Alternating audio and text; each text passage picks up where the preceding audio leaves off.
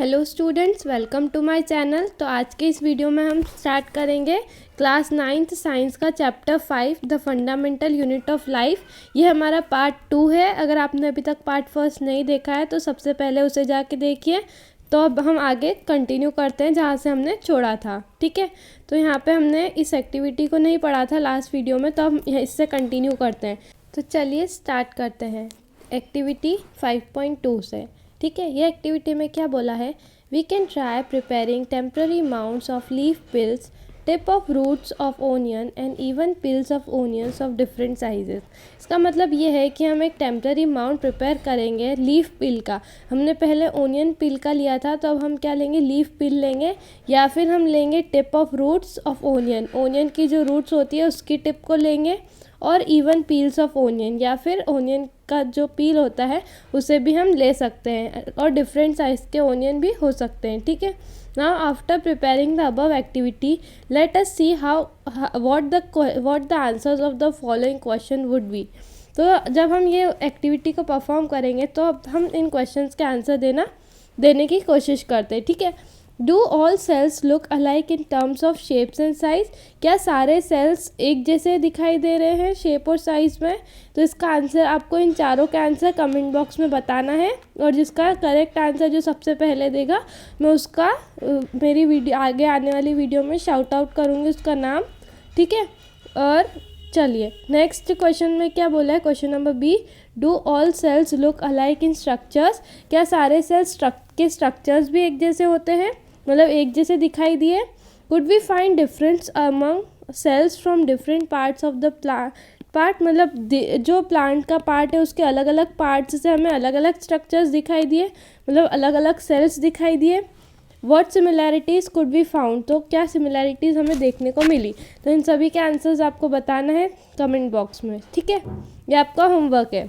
चलो तब हम स्टार्ट करते हैं। Some organism can also have cells of different kind. तो जो ऑर्गेनिज्म होते हैं कुछ उनके जो सेल्स होते हैं वो डिफरेंट काइंड्स के होते हैं। ठीक है, look at the following pictures, it depict some cells from the human body. ये हमारी ह्यूमन बॉडीज़ के कुछ सेल्स है, ये सारे ही सेल्स है पर इनका स्ट्रक्चर डिफरेंट है। ठीक है, स्ट्रक्चर और फंक्शन भी डिफरेंट होता है। ठीक है, सेल्स का, इसीलिए उन सेल को क्या बोला जाता है, structural and functional unit of life बोला जाता है। ठीक है, देखिए ये हमारा स्मूथ मसल सेल्स है, ये स्पिंडल शेप का हमें दिखाई दे रहा है, इसके बीच में न्यूक्लियस है।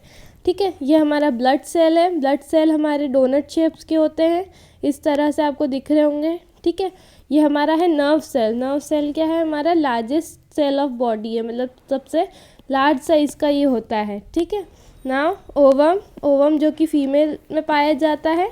ठीक है, नाउ नेक्स्ट बोन सेल, इस तरह से बोन सेल होता है, ये स्पर्म सेल होता है, स्पर्म सेल मेल में मिलता है। ठीक है, नाउ ये है हमारा फैट सेल्स। तो इस तरह से different various cells of human body हमने देख लिए। ठीक है, इसमें से सबसे इम्पॉर्टेंट डायग्राम इसका है नर्व सेल का। इसका ट्यूटोरियल अगर आपको देखना है तो आप मेरे चैनल पे जाके देख सकते हैं, या फिर लिंक मैं आपको डिस्क्रिप्शन बॉक्स में प्रोवाइड कर दूँगी, वहाँ जाके आप आसानी से सीख लेंगे कि नर्व सेल का डायग्राम ईजीएस्ट वे में कैसे बना सकते हैं। ठीक है, तो अब हम बढ़ते हैं नेक्स्ट पेज की तरफ। Now the shape and size of cells are related to the specific function they perform. यानी कि जो शेप और साइज होता है सेल का वो किस पे डिपेंड होता है, मतलब वो किस पे निर्भर करता है कि वो उनका फंक्शन क्या है, क्या फंक्शन वो परफॉर्म करते हैं, इस हिसाब से उनका शेप और साइज होता है सेल्स का। ठीक है, some cells like amoeba have changing shape.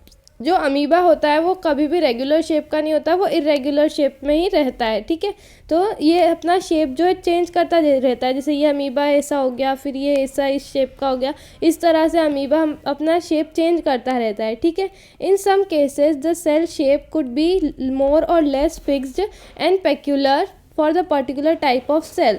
For example, now cell has a typical shape.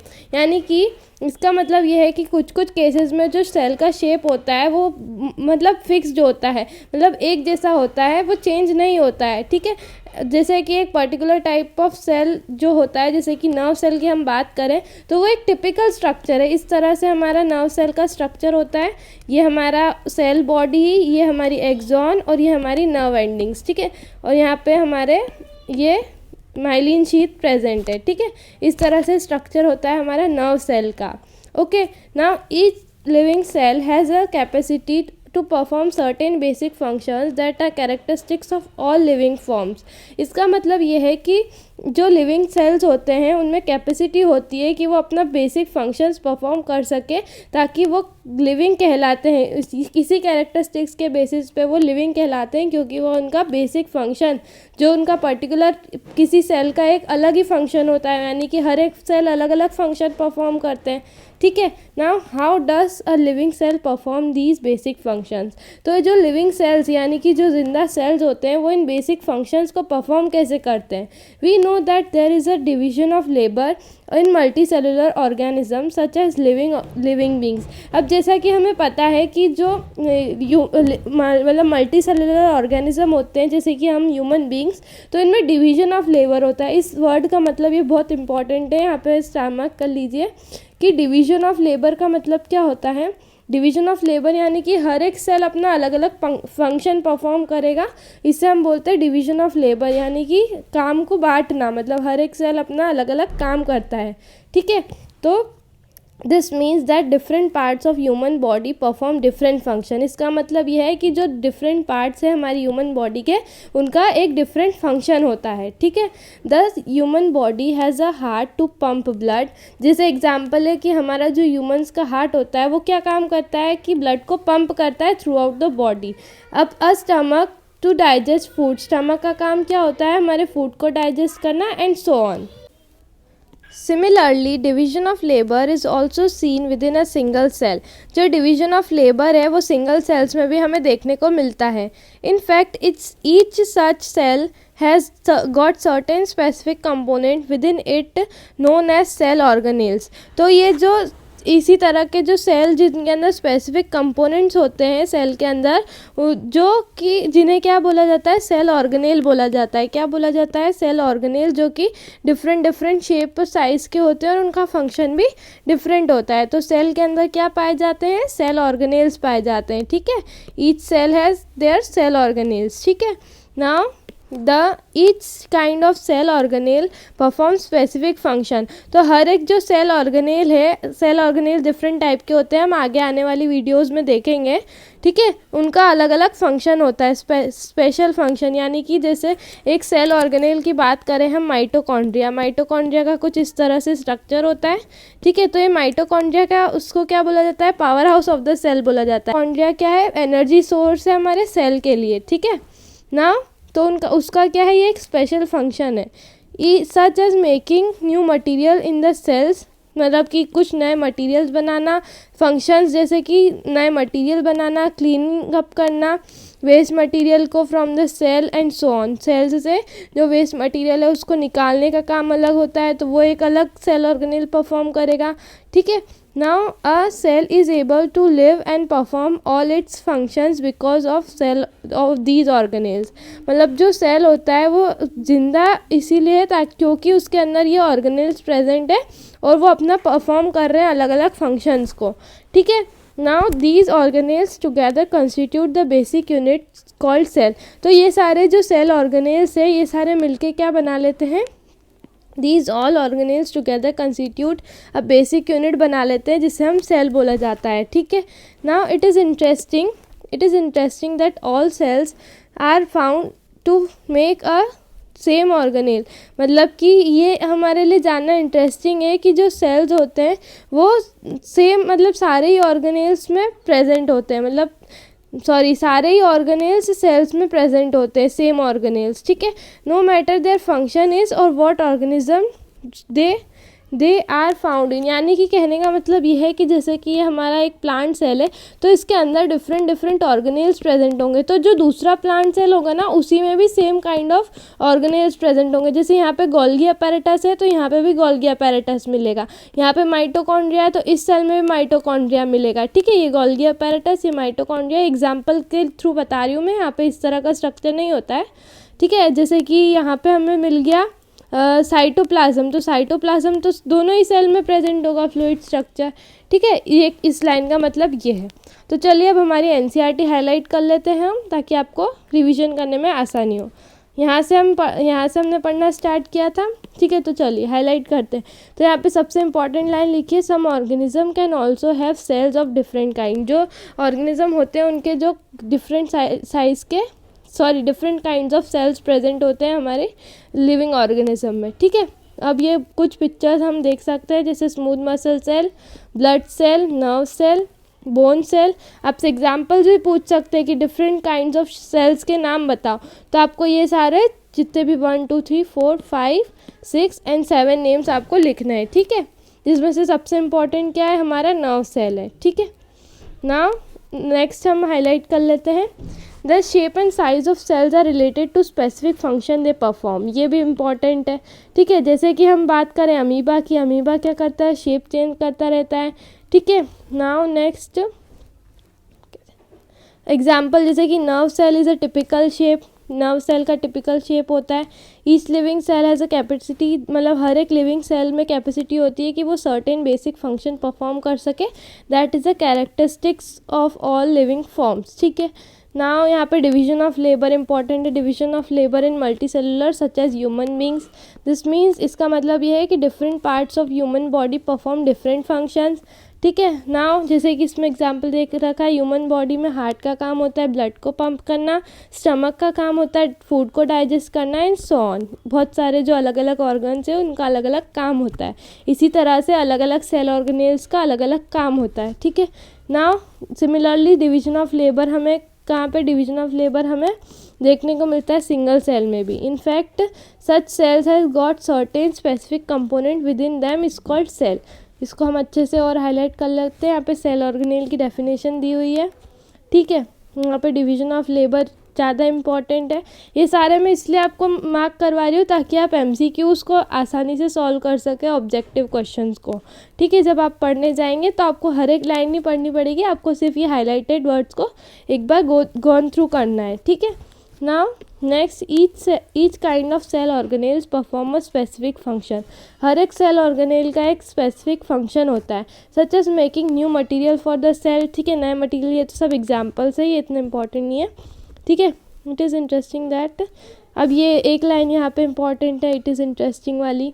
यहाँ पे बोला है कि that all the cells are found to have a same cell organelles no matter that their function is or what organism they are found in, ठीक है। यानी कि सभी जो भी ऑर्गेनिज्म है सभी में सेम तरह के सेल ऑर्गेनेल्स पाए जाते हैं, ठीक है। नाउ अब ये आपको क्वेश्चंस के आंसर्स बताना है, ठीक है। ये हम एक अलग से वीडियो बनाएंगे जिसमें हम सारे NCERT क्वेश्चंस को डिस्कस करेंगे और इंटेक्स क्वेश्चन को भी डिस्कस करेंगे, ठीक है। तो इसका मैं आपको एक अलग से वीडियो बनाऊंगी, तो आप उसे जाके देख सकते हैं मेरे चैनल पे जाके, ठीक है। तो अभी हम मेन हमारा पॉइंट मतलब टॉपिक पढ़ते हैं, ठीक है। What is a cell made up of, cell काय का बना हुआ होता है। What is the structural organisation of cell, cell का स्ट्रक्चरल ऑर्गेनाइजेशन कैसा होता है, ठीक है। तो चलिए हम पढ़ते हैं। Now we saw above that cell has special components called organelles. हमने अभी पढ़ा कि सेल के अंदर स्पेशल, हम हाईलाइट भी करते जाते हैं साथ साथ में, जो सेल होता है उसके अंदर स्पेशल कंपोनेंट्स होते हैं जिसे हम ऑर्गेनेल्स बोलते हैं या फिर सेल ऑर्गेनेल्स बोलते हैं, ठीक है। Now how is a cell organised, तो सेल एक मतलब ऑर्गेनाइज्ड किस तरह से होता है, जैसे हम कोई सा भी फंक्शन रखते हैं तो उसको ऑर्गेनाइज करना पड़ता है। इसी तरह से सेल भी क्या है, मतलब ऐसा नहीं कि सेल पूरा इधर उधर बिखर रहा है, तो वो एक प्रॉपर वे में ऑर्गेनाइज्ड होता है, ठीक है। तो वो ऑर्गेनाइज कैसे होता है वो हम जानेंगे, ठीक है। If we study a cell under microscope, अगर हम एक सेल को माइक्रोस्कोप के अंदर देखें तो we could come across 3 features in almost every cell. हम अगर एक माइक्रोस्कोप के अंदर देखेंगे, जैसे कि हमने वो फर्स्ट पार्ट में हमने डिस्कस किया था, जो रॉबर्ट हुक थे उन्होंने क्या क्या चीज़ें देखी थी। एक तो उन्होंने प्लाज्मा मेम्ब्रेन देखी थी, उन्होंने प्रोटोप्लाज्म देखा था, प्लाज्मा मेम्ब्रेन नहीं देखी थी, प्रोटोप्लाज्म देखा था, न्यूक्लियस देखा था उन्होंने, ठीक है। और क्या देखा था, सेल का स्ट्रक्चर, इस तरह का हनीकॉम्ब स्ट्रक्चर देखा था। तो जब हमने इसे कंपाउंड माइक्रोस्कोप में देखा, ठीक है, लेंस मतलब आईपीस के थ्रू, तो हमें क्या देखने को मिला, 3 मेन कंपोनेंट्स देखने को मिले। क्या क्या चीज़ें देखने को मिली, plasma membrane, nucleus and cytoplasm, ये 3 चीज़ें हमें दिखी, ठीक है। All activities inside the cells and interaction of the cell with its environment are possible due to these features, let us see how. यानी कि जो भी एक्टिविटीज़ सेल के अंदर चल रही है और जो इंटरेक्शन चल रहा है सेल के अंदर, मतलब सेल का इन्वायरमेंट के साथ जो इंटरेक्शन चल रहा है वो सब किस वजह से पॉसिबल है, क्योंकि उसके अंदर अलग अलग फीचर्स है प्रेजेंट है, इसीलिए वो पॉसिबल हो पा रहा है कि वो इंटरेक्ट कर सके इन्वायरमेंट के साथ और उसके अंदर भी एक्टिविटीज़ चल रही है सेल के। ठीक है, नाउ अब हम स्टार्ट करते हैं प्लाज्मा मेम्ब्रेन और सेल मेम्ब्रेन से। अब प्लाज्मा मेम्ब्रेन और सेल मेम्ब्रेन क्या होता है, तो जो हमारी सबसे बाहर वाली जो लेयर होती है उसे हम बोलते हैं प्लाज्मा मेम्ब्रेन। ठीक है, ये हमारी एनिमल्स के केस में सबसे बाहर वाली लेयर प्लाज्मा मेम्ब्रेन कहलाती है। और अगर हम प्लांट सेल की बात करें तो प्लांट सेल के बाहर भी एक लेयर होती है, जैसे कि मैं आपको एग्जांपल समझा देती हूँ, आपको क्लियर हो जाएगा। देखिए, जैसे कि ये हमारा एक सेल है। ठीक है, अब ये सेल अगर प्लांट सेल है तो प्लांट सेल के अंदर, सबसे पहले एनिमल सेल की बात करते हैं। अगर ये एनिमल सेल है तो एनिमल सेल में सबसे आउटर मोस्ट लेयर जो होगी वो क्या होगी, सेल मेम्ब्रेन या फिर प्लाज्मा मेम्ब्रेन होगी। ठीक है, अब अगर ये एनिमल सेल है तो एनिमल सेल में क्या होगा, इसके बाहर भी एक लेयर प्रेजेंट होगी। ठीक है, अभी हम किसकी बात कर रहे हैं, अब हम बात कर रहे हैं प्लांट सेल की। ठीक है, प्लांट सेल, ये प्लांट सेल है। प्लांट सेल के अंदर जो अंदर वाली लेयर होती है वो होती है सेल मेम्ब्रेन, और जो बाहर वाली लेयर होती है वो क्या होती है, सेल वॉल होती है। यानी कि एनिमल सेल, प्लांट सेल की जब हम बात करें तो बाहर वाली लेयर को सेल वॉल बोलेंगे और अंदर वाली को सेल मेम्ब्रेन या फिर प्लाज्मा मेम्ब्रेन बोलेंगे। ठीक है, तो हमें क्या समझ आ गया कि जो एनिमल सेल होता है उसके अंदर सेल वॉल एब्सेंट होती है। ठीक है, मतलब प्रेजेंट नहीं होती है सेल वॉल, सिर्फ सेल मेम्ब्रेन प्रेजेंट होती है। ठीक है, तो हमने एक डिफरेंस जान लिया यहाँ पे प्लांट सेल और एनिमल सेल में। ठीक है, तो चलिए अब हम इसे इरेज कर देते हैं और आगे पढ़ते हैं। ठीक है, नाउ प्लाज्मा मेम्ब्रेन और सेल मेम्ब्रेन। प्लाज्मा मेम्ब्रेन का एक और नाम क्या है, सेल मेम्ब्रेन है। ठीक है, this is the outermost covering of cell that separates the component of the cell from its external environment. जैसा कि मैंने आपको बताया कि ये सबसे आउटरमोस्ट यानी सबसे बाहर वाली लेयर, मतलब सेल की कवरिंग होती है।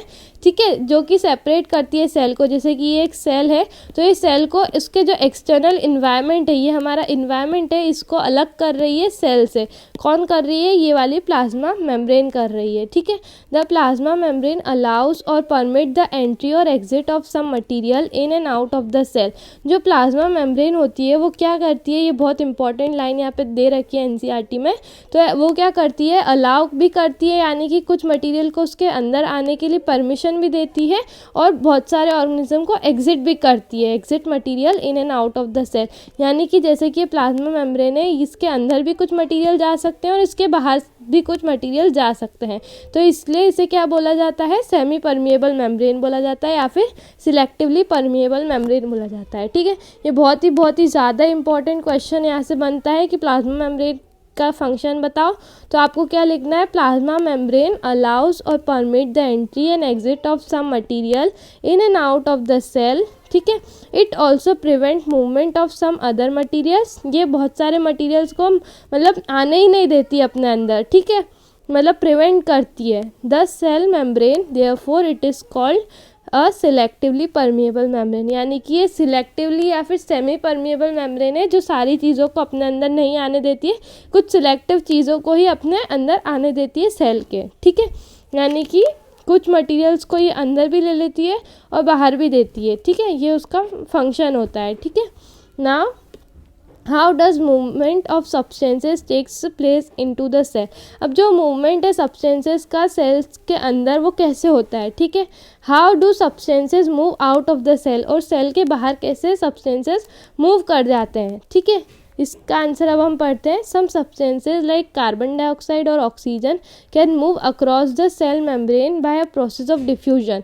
अब डिफ्यूजन एक प्रोसेस होती है जिसमें हम क्या होता है, डिफ्यूजन होता है, जैसे कि कार्बन डाइऑक्साइड अगर जैसे ऑक्सीजन हमारे सेल के बाहर है और कार्बन डाइऑक्साइड अगर अंदर है, तो यहाँ से ऑक्सीजन अंदर भी जा सकती है और कार्बन डाइऑक्साइड बाहर भी जा सकती है। तो ये किस प्रोसेस के थ्रू जाएगी? With the help of diffusion. Diffusion क्या होता है? The movement of molecules from higher concentration to lower concentration. यानी कि अगर बाहर ऑक्सीजन का कंसंट्रेशन ज़्यादा है और अंदर ऑक्सीजन का कंसंट्रेशन कम है, तो ऑक्सीजन क्या करेगी? हायर कंसंट्रेशन से लोअर कंसंट्रेशन की तरफ जाएगी। इसी तरह से अगर यहाँ पे कार्बन डाइऑक्साइड का कंसंट्रेशन ज़्यादा है, बहुत सारे मॉलिक्यूल्स प्रेजेंट है और बाहर कम मॉलिक्यूल्स प्रेजेंट है एनवायरनमेंट में, तो क्या होगा कि कार्बन डाइऑक्साइड अंदर से बाहर जाएगी। तो इस प्रोसेस को क्या बोलेंगे? डिफ्यूजन बोलेंगे। ठीक है, अब now we have studied the process of diffusion in earlier classes. हमने छोटी क्लासेस में भी डिफ्यूजन प्रोसेस को पढ़ रखा है। ठीक है, we saw that there is a spontaneous movement of a substance from a region of higher concentration to the region where it is concentration is low. यहाँ पे डिफ्यूजन की यहाँ पे डेफिनेशन दे रखी है। क्या दे रखी है डिफ्यूजन की definition? That there is a spontaneous movement of substance from the region of higher concentration to the region of lower concentration to the region where it's concentration is low. ठीक है, तो ये हमारी डिफ्यूजन की क्या हो गई? डिफ्यूजन की यहाँ पे डेफिनेशन हो गई। ठीक है, नाउ ये जो मैं पूरी पीडीएफ है, इस लिंक मतलब ये पीडीएफ का लिंक भी मैं प्रोवाइड कर दूंगी आपको डिस्क्रिप्शन बॉक्स में, ताकि आप आसानी से, अगर आपके पास एनसीईआरटी नहीं है तो इससे भी आप पढ़ सकते हैं। हाईलाइट इसमें करा हुआ है पूरा। ठीक है, तो मेन टॉपिक्स आप पढ़ लेंगे।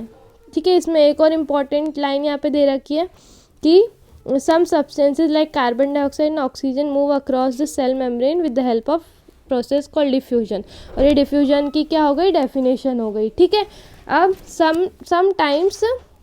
sometimes similar to this happens in cell. Even for example, some substances like carbon dioxide which is a cellular waste and requires to excrete out of the cell। जैसा कि मैंने आपको बताया कि कार्बन डाइऑक्साइड क्या है? एक तरह का सेलुलर वेस्ट है जो कि सेल से बाहर निकलना ज़रूरी है। Excreted out of the cell मतलब कि सेल से बाहर निकलने बहुत ज़रूरी है। ठीक है, accumulates in higher concentration inside the cell. तो सेल के अंदर, ये जैसे कि सेल है तो सेल के अंदर अक्यूमुलेट यानी कि इकट्ठा हो जाता है ये, तो इसका बाहर निकलना ज़रूरी है। ठीक है, सेल के बाहर कौन निकलता है? कार्बन डाइऑक्साइड सेल के बाहर निकलती है और ऑक्सीजन सेल के अंदर आती है। ठीक है, क्योंकि ऑक्सीजन बहुत इंपॉर्टेंट है ताकि वो बेसिक फंक्शंस को परफॉर्म कर सके, एक्टिविटीज़ को परफॉर्म कर सके। ठीक है, एक एनर्जी सोर्स की तरह हम ऑक्सीजन को मान सकते हैं सेल का। ठीक है, ना in the cell's external environment the concentration of carbon dioxide is low as compared to that of inside the cell।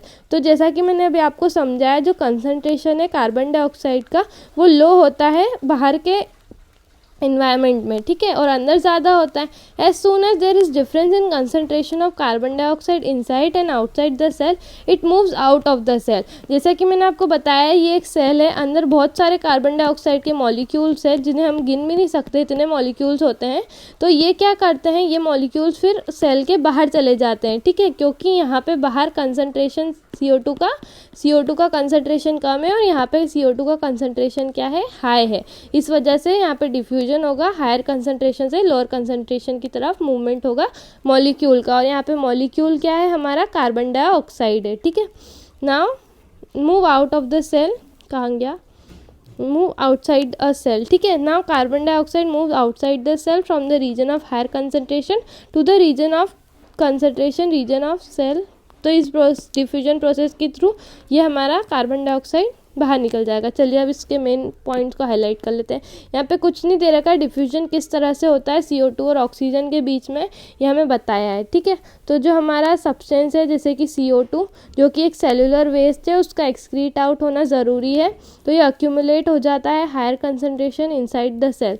ठीक है, तो जो कंसनट्रेशन है, concentration of CO2 is less as compared to that inside the cell।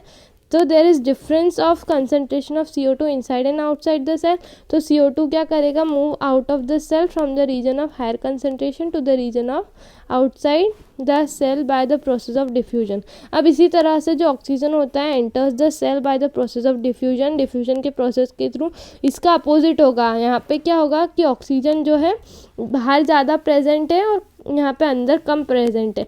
जैसे कि हमारा cell है, यहाँ पे ऑक्सीजन जो है ऑक्सीजन बाहर की साइड बहुत सारे मॉलिक्यूल्स हैं, मतलब कि ऑक्सीजन का कंसंट्रेशन, O2 का कंसंट्रेशन इन्वायरमेंट में ज़्यादा है, और यहाँ पे अंदर की तरफ O2 का कंसंट्रेशन लो है, तो ये हायर कंसंट्रेशन से लोअर कंसंट्रेशन की तरफ हमारा ऑक्सीजन जाएगा। ठीक है, आई होप आपको अब क्लियर हो गया होगा। अगर नहीं हुआ तो एक बार और पीछे जाइए वीडियो में, एक बार और देख लीजिए डिफ्यूजन का कंसेप्ट क्या होता है। ठीक है, when the level of concentration of O2 inside the cell decreases, तो जब सेल के अंदर O2 का कंसंट्रेशन डिक्रीज हो जाता है, diffusion plays an important role in gaseous exchange. ठीक है, डिफ्यूजन एक गेशियस एक्सचेंज में इंपॉर्टेंट रोल प्ले करता है between the cell as well as the cell and its external environment. Cell के अंदर भी और सेल के बाहर, मतलब सेल और एक्सटर्नल इन्वायरमेंट के बीच में भी डिफ्यूजन बहुत इंपॉर्टेंट रोल प्ले करता है। ठीक है, water obeys, now next paragraph, water also obeys the law of diffusion. Law of diffusion कौन ओबे करता है? वाटर भी ओबे करता है। ठीक है, तो the movement of water molecules through such A selectively permeable membrane is called osmosis. अब देखो यहाँ पे ऑस्मोसिस ऑफ डिफ्यूजन बहुत इंपॉर्टेंट दो कंसेप्ट है। ठीक है, तो यहाँ पे क्या है कि जब हम वाटर मॉलिक्यूल की बात करें तो हम जो टर्म यूज़ करेंगे उसको क्या बोला जाता है? ऑस्मोसिस बोला जाता है। ठीक है, और जब हम गेशियस मॉलिक्यूल्स की बात करेंगे तो हम क्या बोलेंगे? डिफ्यूजन बोलेंगे। ठीक है, तो अब हम पढ़ते हैं कि ऑस्मोसिस क्या होता है। ऑस्मोसिस भी कहाँ होता है? सिलेक्टिवली परमेबल मेम्ब्रेन यानी कि सेल मेम्ब्रेन में ही होता है। ठीक है, तो यहाँ पे ऑस्मोसिस पढ़ते हैं। The movement of water across the plasma membrane is also affected by the amount of substance dissolved in water. Thus osmosis is the net diffusion of water across the selectively permeable membrane towards the higher solute concentration. यहाँ पे solute का concentration लेते हैं, यानी कि जो osmosis होता है वो मूवमेंट ऑफ वाटर मॉलिक्यूल होता है from higher concentration to the region of lower concentration. ठीक है, यहाँ पे वाटर मॉलिक्यूल की बात कर रहे हैं इसलिए हम इसे बोलेंगे ऑस्मोसिस। अगर गैशियस की बात करेंगे तो हम बोलेंगे डिफ्यूजन बोलेंगे। होता ये भी डिफ्यूजन ही है, पर इसमें क्या होता है? डिफ्यूजन ऑफ वाटर होता है across the semi permeable membrane, इसीलिए इसका एक अलग नाम दे दिया osmosis. What will happen if we put an cell animal cell और a plant cell into the solution of sugar और सॉल्ट इन द वाटर। चलिए अभी एक वीडियो दिखा देती हूँ, ये मेरे ही चैनल की वीडियो है जो मैंने बनाई थी, आप इसे सुन लीजिए पहले, फिर हम आगे पढ़ेंगे ताकि आपको कंसेप्ट क्लियर हो जाएगा हाइपरटोनिक, हाइपोटोनिक और आइसोटोनिक सॉल्यूशन का।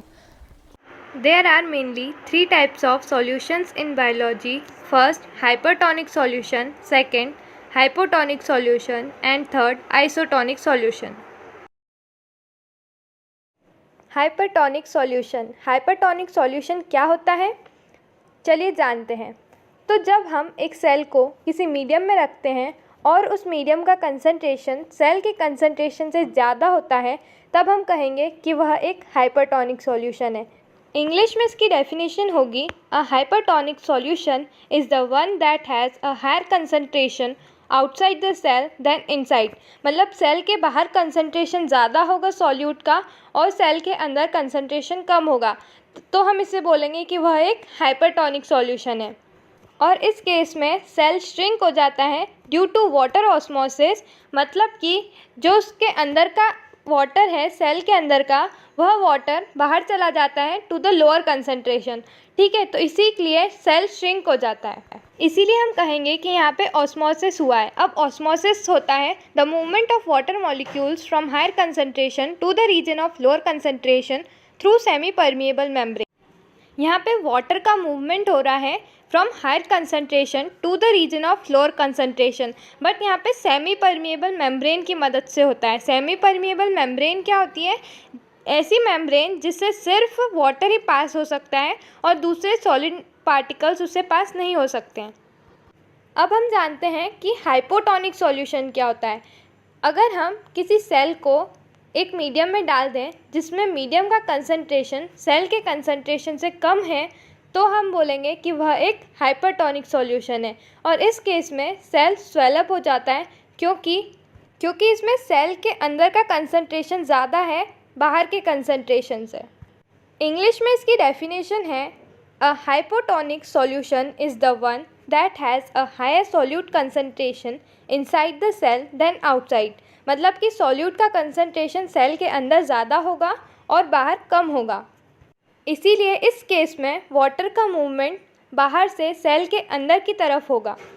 अब हम थर्ड टाइप का सॉल्यूशन पढ़ेंगे जो कि है आइसोटोनिक सॉल्यूशन। अब आइसोटोनिक सॉल्यूशन में क्या होता है कि अगर हमने एक सेल को किसी मीडियम में रखा है और उस मीडियम का कंसंट्रेशन सेल के कंसंट्रेशन के इक्वल होता है, मतलब कि बराबर होगा, तब हम बोलेंगे कि वह एक आइसोटोनिक सॉल्यूशन है और इस केस में सेल जैसा है वैसा ही रहेगा। इंग्लिश में इसकी डेफिनेशन है isotonic solutions has the same water concentration on both sides of cell membrane. That means outside and inside the cell same concentration is there. I hope आपको ये तीनों तरह के सॉल्यूशन अच्छे से समझ आ गए हैं और अगर आपको ये वीडियो अच्छी लगी तो give it a thumbs up और अभी तक अगर चैनल को सब्सक्राइब नहीं किया है तो जल्दी से चैनल को सब्सक्राइब कर दीजिए और साथ ही बेल आइकन को भी दबा दीजिए ताकि कोई भी लेटेस्ट अपडेट आप मिस ना कर पाएँ। ओके, सो आई होप आपने वीडियो देख ली होगी, आपको समझ आ गया होगा कि क्या होता है, पर फिर भी हम एक बार और पढ़ लेते हैं। ठीक है, one of the following 3 things could happen. ठीक है, क्या होगा अगर हम एक एनिमल सेल या फिर प्लांट सेल को डालेंगे एक शुगर या फिर सॉल्ट सॉल्यूशन में, यानी कि हमने एक बीकर लिया, उसके अंदर हमने पानी डाल दिया। पानी के अंदर हम 2 चीज़ डाल सकते हैं, या तो हम शुगर डाल देंगे या फिर हम क्या डालेंगे, सॉल्ट डालेंगे। ठीक है, तो फिर हमने क्या किया, प्लांट सेल और एनिमल सेल को इसके अंदर डाल दिया। तो क्या क्या पॉसिबिलिटीज़ हो सकती है। If the medium surrounding the cell has higher concentration than the cell. अब जो मीडियम है, मीडियम यानी कि जो हमने पानी वो जो सॉल्ट सॉल्यूशन या फिर शुगर सॉल्यूशन डाला उसका कंसंट्रेशन अगर सेल के कंसंट्रेशन से ज़्यादा है, यानी कि यहाँ कंसंट्रेशन ज़्यादा है, यहाँ कंसंट्रेशन कम है, तो इसका मतलब क्या होगा, meaning that the outside solution is dilute. जो आउटसाइड जो सॉल्यूशन है वो डाइल्यूट है।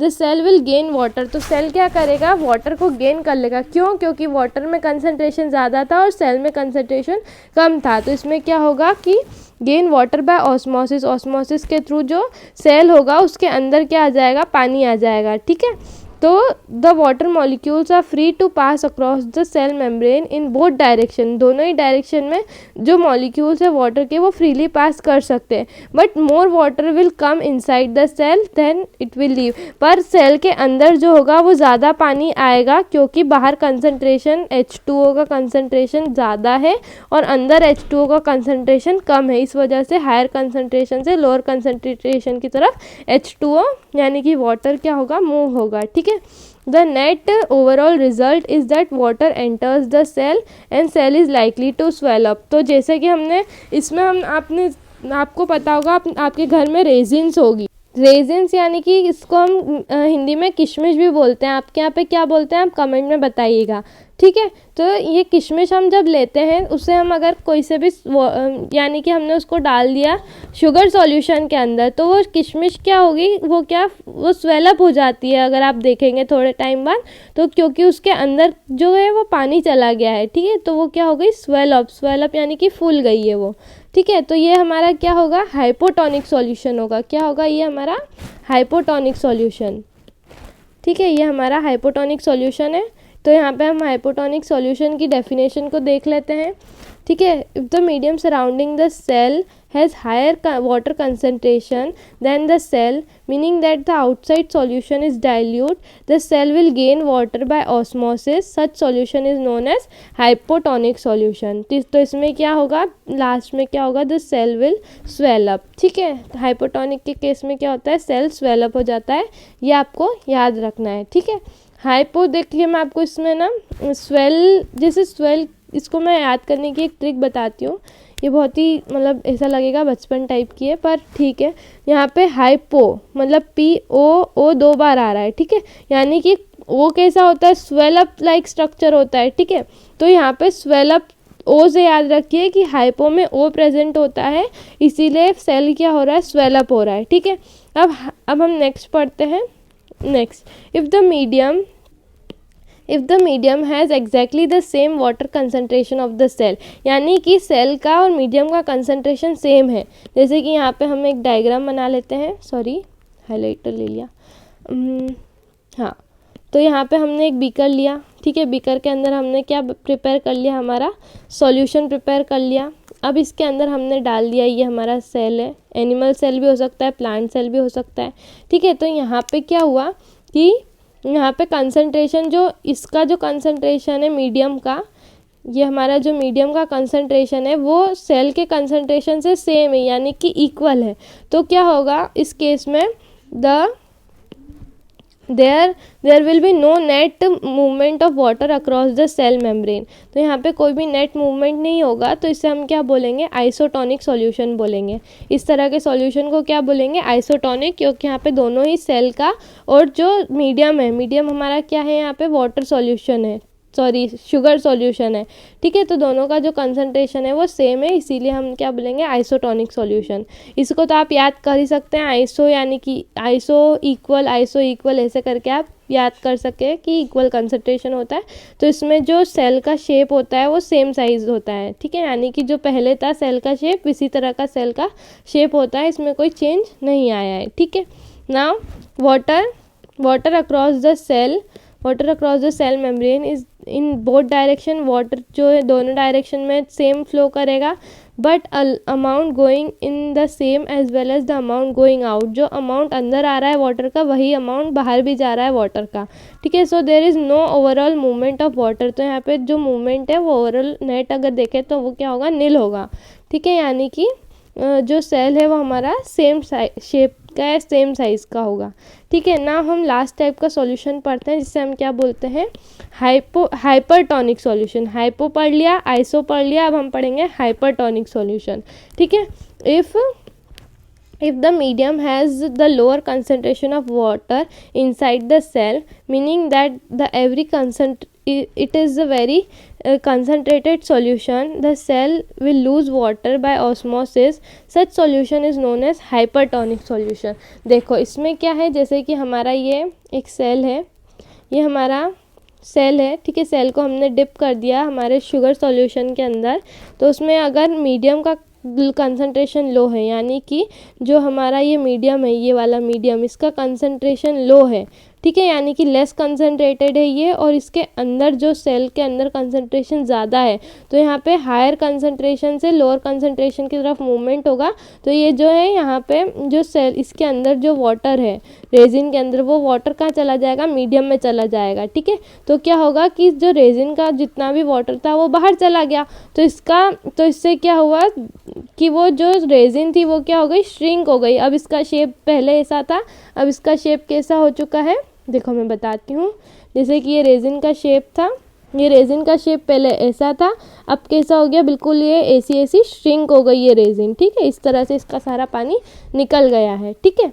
तो ये हमारी स्वेलअप रेजिन, ये नॉर्मल साइज़ की रेजिन है, ये हमारी श्रिंक्ड रेजिन है, और जो नॉर्मल और रेजिन जो स्वेलअप हो चुकी है वो कैसी होगी, वो इस तरह से स्वेलअप्ड बड़ी हो जाएगी, ठीक है, क्योंकि इसके अंदर पानी आ चुका है।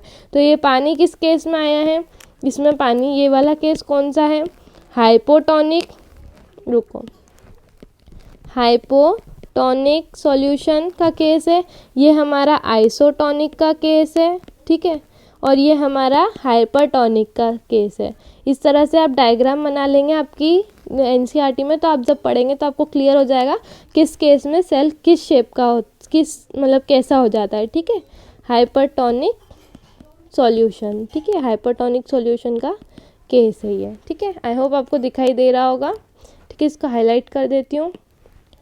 ये हमारा आइसोटोनिक, ये हमारा हाइपरटोनिक, ये हमारा हाइपोटोनिक। हाइपो में ओ आ रहा है तो सेल स्वेल होगा, यहाँ पे ओ नहीं आ रहा है तो सेल क्या होगा, श्रिंक होगा। ये ई कैसा होता है, देखो यहाँ पे आप स्ट्रक्चर देख सकते हैं, यहाँ पे हाइपर में ई आ रहा है, और ये हमारा ई टाइप का स्ट्रक्चर श्रिंक्ड स्ट्रक्चर होता है।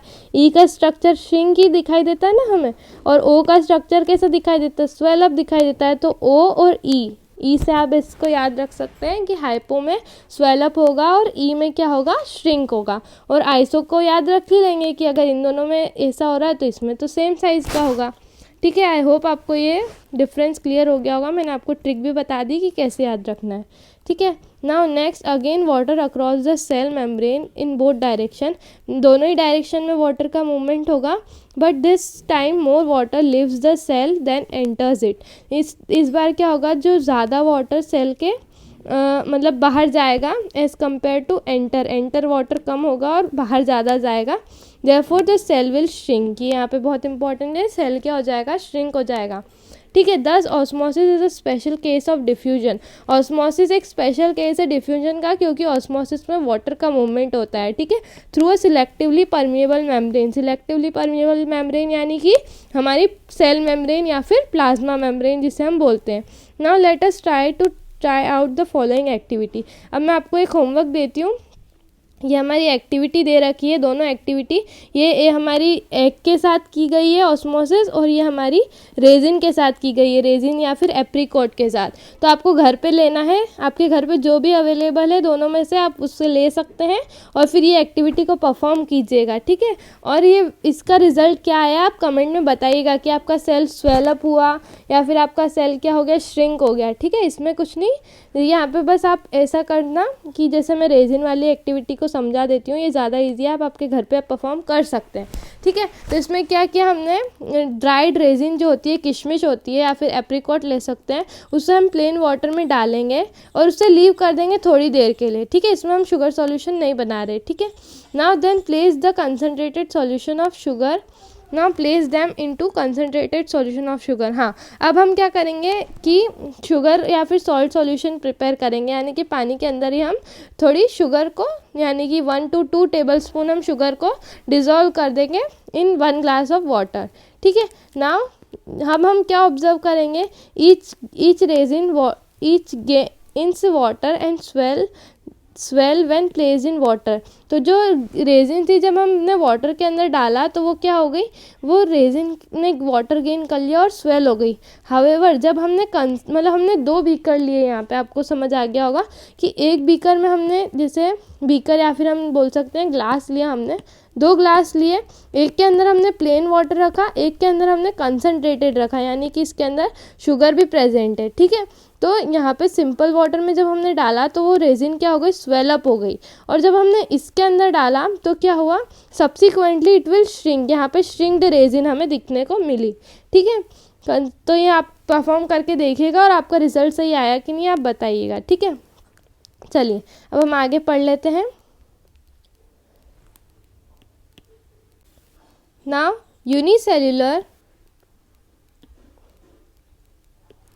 unicellular freshwater organism and most plant cells tends to gain water through osmosis। जो हमारे यूनिसेलुलर फ्रेश वाटर ऑर्गेनिज्म होते हैं और जो प्लांट्स होते हैं वो क्या करते हैं, ऑस्मोसिस के थ्रू वाटर को गेन कर लेते हैं। ठीक है। Absorption of water by plants root is also an example of osmosis. बहुत बढ़िया एग्जाम्पल यहाँ पे दे रखा है, इससे हाईलाइट कर लीजिए। इसमें क्या बोला है कि जो अब्जॉर्प्शन ऑफ वाटर होता है थ्रू प्लांट्स रूट, जैसे कि ये हमारा एक प्लांट है, प्लांट के अंदर ये रूट्स होती है, ये हमारी सॉइल है। ठीक है। ये हमारा प्लांट है। ठीक है। तो यहाँ पे जो रूट, जहाँ हम वाटर डालते हैं, जैसे कि यहाँ पे हमने वाटर डाला, तो वाटर क्या करेगा, वाटर ये रूट्स अब्जॉर्ब करेगी और ये पूरे प्लांट्स को ये वाटर पहुंचा देगी। ठीक है। इस डायरेक्शन में वाटर ऊपर की तरफ जाता है। ठीक है। तो ये अब्जॉर्प्शन जो हो रहा है यहाँ पे, जो वाटर बाहर से जो रूट के अंदर आ रहा है, तो वो भी किस प्रोसेस के थ्रू आ रहा है, ऑस्मोसिस के थ्रू आ रहा है। ठीक है। आई होप आपको ऑस्मोसिस अब बिल्कुल क्लियर हो गया होगा डिफरेंट एग्जाम्पल्स के थ्रू। ठीक है। Now Thus diffusion is important in exchange of gases and water in the life of cell। ठीक है। diffusion important रोल प्ले करता है in exchange of water and gas. वो गैस की अगर हम बात करें तो सिर्फ diffusion बोलेंगे, पर अगर वाटर और गैस दोनों का मूवमेंट हो रहा है तो यहाँ पे क्या बोलेंगे, ऑस्मोसिस बोलेंगे, diffusion नहीं बोलेंगे। ठीक है। Now in addition to this the cell also obtain nutrition from the environment. जो सेल होता है वो न्यूट्रिशन गेन करता है इन्वायरमेंट से। ठीक है। Different molecules move in and out of the cell through the type of transport requiring use of energy का यूज़ करके यहाँ पे ट्रांसपोर्ट मैकेनिज्म होता है जिसमें मॉलिक्यूल्स सेल के अंदर और सेल के बाहर मूव करते हैं। ठीक है। Now the The plasma membrane is flexible. It is made up of organic molecules called lipid and protein. अब यहाँ से वापस एक इम्पॉर्टेंट यहाँ पे फंक्शन स्टार्ट हो गया हमारा प्लाज्मा मेम्ब्रेन का। प्लाज्मा मेम्ब्रेन क्या होती है, फ्लेक्सिबल होती है और काय की मेडअप काय की बनी हुई होती है, ऑर्गेनिक मॉलिक्यूल की मिलके बनी होती है। और ऑर्गेनिक मॉलिक्यूल्स कौन कौन से, लिपिड्स और प्रोटीन्स, कौन कौन से, लिपिड्स एंड प्रोटीन से मिलके कौन बना होता है, प्लाज्मा मेम्ब्रेन बनी होती है। ठीक है, प्लाज्मा मेम्ब्रेन फ्लेक्सिबल होती है। ठीक है, now however we observe that the structure of plasma membrane only through electron microscope. हम इसका स्ट्रक्चर सिर्फ इलेक्ट्रॉन माइक्रोस्कोप की मदद से देख सकते हैं। The flexibility of plasma membrane enables, ये भी इंपॉर्टेंट पैराग्राफ है। जो फ्लेक्सिबिलिटी है सेल मेम्ब्रेन या फिर प्लाज्मा मेम्ब्रेन की, वो क्या इनेबल करती है, cell to engulf food, engulf यानी कि निगलना, फूड को निगलना, and other material from its environment से अंदर उसको क्या क्या चीज़ें एनगल्फ करनी है वो प्लाज्मा मेम्ब्रेन करती है। तो सच प्रोसेस, इस प्रोसेस को एनगल्फिंग फूड के प्रोसेस को क्या बोलते हैं, एंडोसाइटोसिस बोलते हैं। ये बहुत इंपॉर्टेंट प्रोसेस होती है जिसमें क्या होता है, फूड का एनगल्फमेंट होता है फ्रॉम इट्स एक्सटर्नल इन्वायरमेंट। ठीक है, नाउ इसका एग्जाम्पल, बेस्ट एग्जाम्पल क्या है, amoeba acquires its food through such process. अब अमीबा के केस में क्या होता है, एंडोसाइटोसिस होता है। अब यहाँ पे हम साइड में लिख लेते हैं कि जो अमीबा होता है, ठीक है, अमीबा में क्या होती है, एंडोसाइटोसिस होती है। क्या होती है, एंडोसाइटोसिस। एंडोसाइटोसिस क्या होती है, endocytosis is the engulfment of food from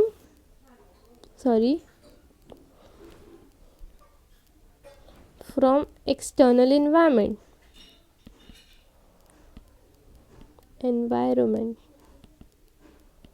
ठीक है, तो ये हमने यहाँ पे ये लिख लिया। मेन पॉइंट यहाँ पे क्या था, अमीबा में क्या होता है, एंडोसाइटोसिस होता है। एंडोसाइटोसिस क्या होता है, एनगल्फमेंट ऑफ फूड होता है फ्रॉम एक्सटर्नल इन्वायरमेंट। ठीक है, ये हमने हाईलाइट भी कर लिया। अब हम बढ़ते हैं नेक्स्ट यहाँ पे एक्टिविटी दे रखी है, find out about electron microscope from resources in the school library or through the internet, discuss it with your teacher. अब यहाँ पे एक एक्टिविटी में बोला है इलेक्ट्रॉन माइक्रोस्कोप का आपको स्टडी करना है, यानी कि देखना है और उसमें क्या क्या पार्ट प्रेजेंट होते हैं वो स्टडी करना है। आप आपकी स्कूल लाइब्रेरी या फिर स्कूल लैब्स में जाके इसे देख सकते हैं अपनी मैम को बोल के, या फिर आप इंटरनेट पे भी सर्च कर सकते हैं इलेक्ट्रॉन माइक्रोस्कोप की मदद से। ठीक है, अब हम ये इंटेक्स क्वेश्चन एक डिफरेंट वीडियो में डिस्कस करेंगे, इसके लिए एक वीडियो आएगी बहुत जल्द। ठीक है, इंटेक्स क्वेश्चन और एनसीईआरटी क्वेश्चन दोनों ही हम डिस्कस करेंगे। ठीक है, तो आज की इस वीडियो में इतना ही। अब हम आगे नेक्स्ट पार्ट में पढ़ेंगे सेल वॉल को।